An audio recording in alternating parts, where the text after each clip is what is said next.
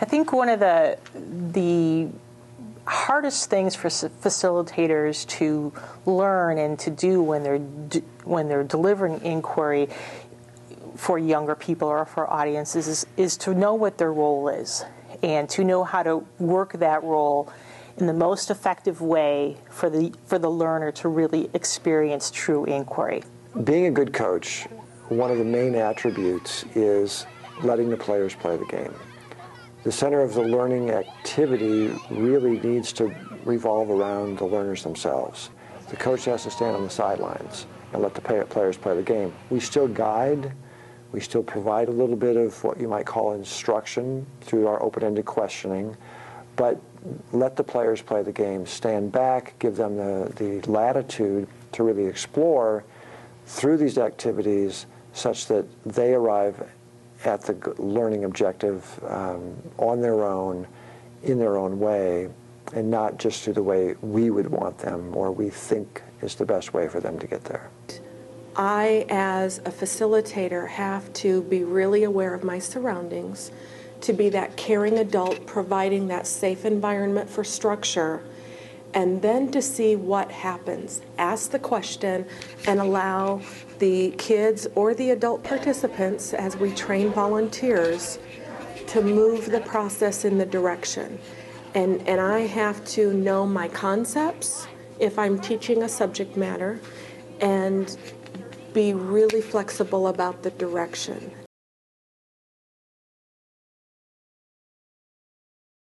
What inquiry looks like, as opposed to just a bunch of kids goofing around or playing around, is that the direction that you're heading through those experiences of letting kids play and experience things is really intentional. And by taking deliberate steps through that messing about process and posing questions, pausing, getting them to share collectively with one another, and then maybe thinking about what worked or what didn't work, and then going back to that messing about process, is what makes that experiential learning with inquiry very purposeful, so that it's not just the process of having the activity, but it's an activity that's embedded with purposeful questions and direction and an outcome that you want to have achieved at the end.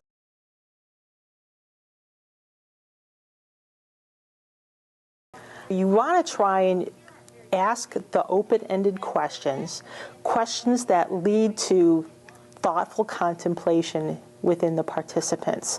We want them to be questions that will stimulate more thinking, kind of those what ifs or how abouts, or have you thought about those kinds of things. When developing questions, you really want to look at what happened type of questions. So what does it mean, and now what? It's really, really important that when you prior to your activities, that you sit down and really think out the questions, so that you have a group of questions that you can pull upon to make your questions and lead the group to where you want them to go.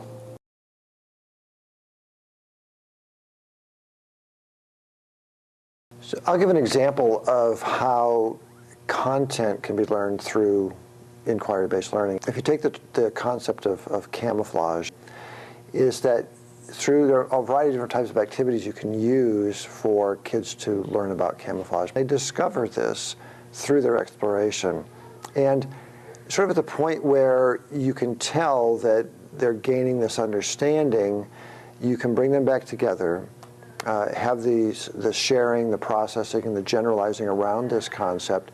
And what I like to do is I like to typically ask if anybody in the room knows what this is called, this concept that we're talking about. And so it's good if it comes from somebody in the room. However, if they don't know the term, that's the point where I will introduce it. And once they really have a solid understanding, again, through their own exploration of that particular concept, what I'd like to do is have them then, between the meeting we're having right now and the time we get together again, to find something in the real world, look at an animal in nature where they see some of the characteristics that animal has relative to camouflage, and take some notes on that and share it with us when we come back, because that application really deepens their understanding when they see it or apply it to the real world.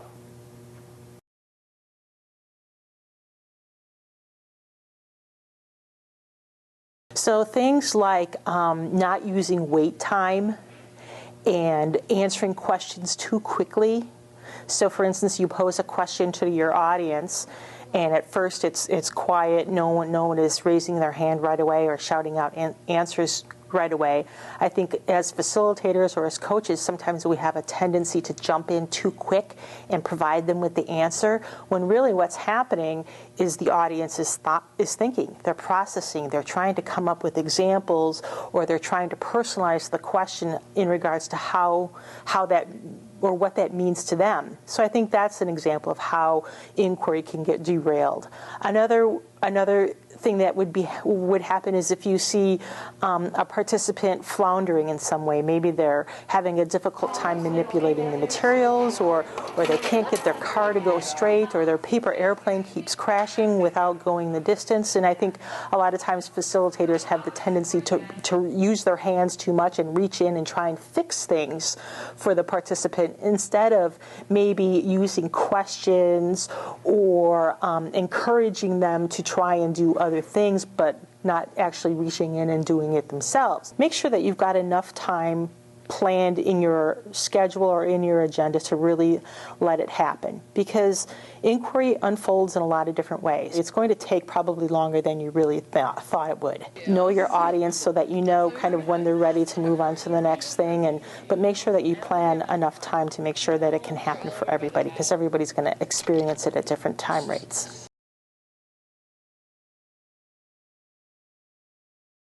It is okay for me as a facilitator not to have the answers. It is okay for me to look at the participants and say, I'm not sure. How do you think we can find that information out? And it is very okay for us to learn together and ask each other questions. And so what I've come to is how critical it is that adults are prepared to facilitate that kind of learning, because it's you have to kind of shift.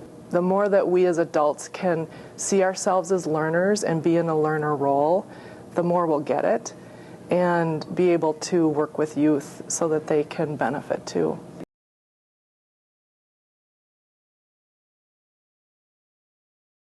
I think many of us are products of how we were taught. So if we were taught using lectures, we tend to be more comfortable being lecturers. If we were taught using demonstrations, we're more likely to do a demonstration. So providing that opportunity to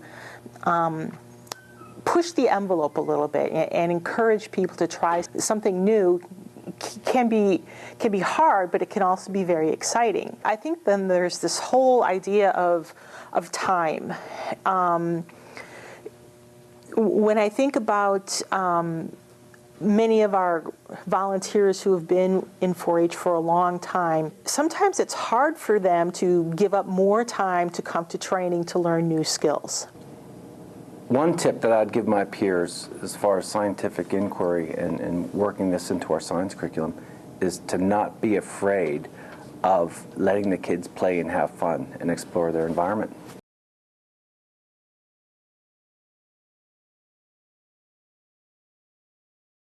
Core coaching concepts were emphasized by the Academy presenters and participants. They stressed the coaching roles of asking probing questions, being quiet, being slow to answer, and coaching from the sideline so you don't interfere with the learning. We all need our time, space, and appropriate support to learn. We are being challenged to learn right along with the youth.